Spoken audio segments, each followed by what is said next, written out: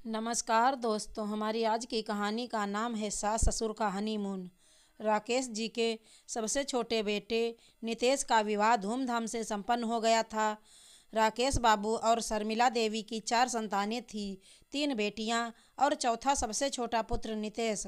राकेश बाबू जब करीब 30 वर्ष पूर्व इस शहर आए थे तो उन्होंने सड़क किनारे साप्ताहिक बाजार में रेडीमेड कपड़े बेचने का काम शुरू किया था। एक कमरे का घर, उसी में किचन, बेडरूम और दुकान का सामान भी। बेहद तकलीफ भरे जाने कितने वर्ष गुजारे थे उन दोनों ने, किंतु कठोर परिश्रम और बच्चों को बेहतर जीवन देने की ललक की वजह से वो हर मुश्किल से लड़ते हुए आगे बढ़ते चले गए थे। आज शहर में मुख्य चौराहे पर उनकी मशहूर रेडीमेड कपड़ों और साड़ियों का शोरूम था। अपना बड़ा सा घर था, गाड़ी घोड़ा नौकर चाकर सब कुछ था। फिर भी राकेश बाबू और शर्मिला देवी एक एक पैसा बस बच्चों पे खर्च किया करते थे। खुद पे खर्च करना तो जैसे कभी उन्हें आया ही नहीं। चारों बच्चों की शिक्षा और पालन में कोई कमी नहीं छोड़ी थी उन्होंने।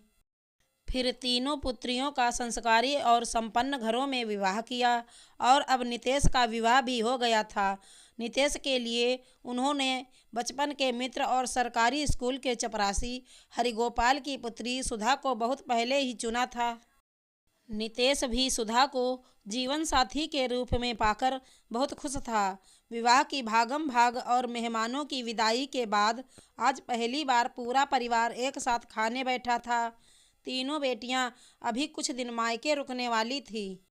सुधा छोटी ननद के साथ मिलकर सबको परोस रही थी। सुधा बिटिया और नितेश, अब तुम दोनों सप्ताह 10 दिन के लिए कहीं घूम आओ। तुम दोनों का दाम्पत्य जीवन आरंभ हो रहा है। विवाह के उपरांत मनुष्य का एक नव जन्म होता है। ऐसे में तुम दोनों कुछ दिन किसी ठंडे और हरे भरे इलाके में बिता आओ ताकि दाम्पत्य जीवन में हमेशा ठंडक और हरियाली बनी रहे। राकेश बाबू ने भोजन के बाद इलायची का दाना मुंह में रखते हुए कहा, तुम्हारे बाबूजी ठीक कह रहे हैं बेटा।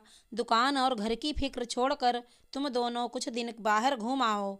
शर्मिला देवी बेटे की तरफ देखते हुए कह रही थी, माँ, बाबूजी, आप दोनों की अनुमति हो तो मैं कुछ कहना चाह रही थी। सुधा नजरें नीची करते हुए बीच में बोल पड़ी, हाँ बेटा, बोलो बोलो, इसमें भला अनुमति की क्या बात है। सास ससुर एक साथ बोल पड़े, माँ, बाबूजी, आप दोनों ने पूरा जीवन बच्चों के बेहतर भविष्य के लिए खपा दिया है।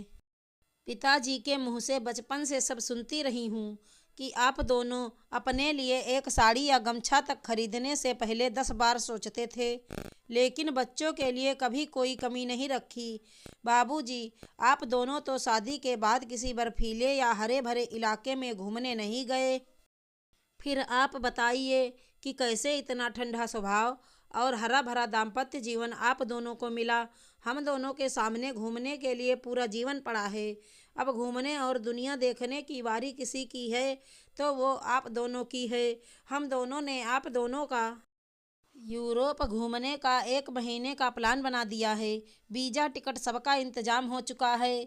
कल मैं आप दोनों को लेकर माल जाऊंगी ताकि यूरोप के मौसम के अनुसार गर्म कपड़े और यात्रा के दूसरे ज़रूरी सामान की खरीद हो जाए। अगले रविवार आप लोगों को निकलना है और हाँ, टूर कंपनी वाले आप लोगों का हर तरह से ख्याल रखेंगे। और हाँ माँ, मेरे लिए यूरोप से एक हैट जरूर लेती आना। नितेश हंसते हुए बोला और फिर सुधा और नितेश खिलखिलाकर हंसने लगे।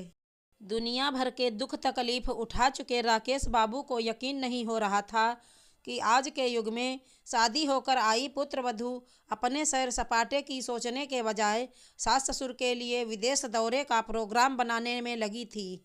वाह भाभी, आप दोनों ने खुद के बजाय अपने सास ससुर के हनीमून का इंतजाम कर दिया है। बोलते हुए तीनों बहनें अपने भाई और भाभी से लिपट गई थी। आशा करती हूँ हमारी कहानी अच्छी लगी होगी। धन्यवाद दोस्तों।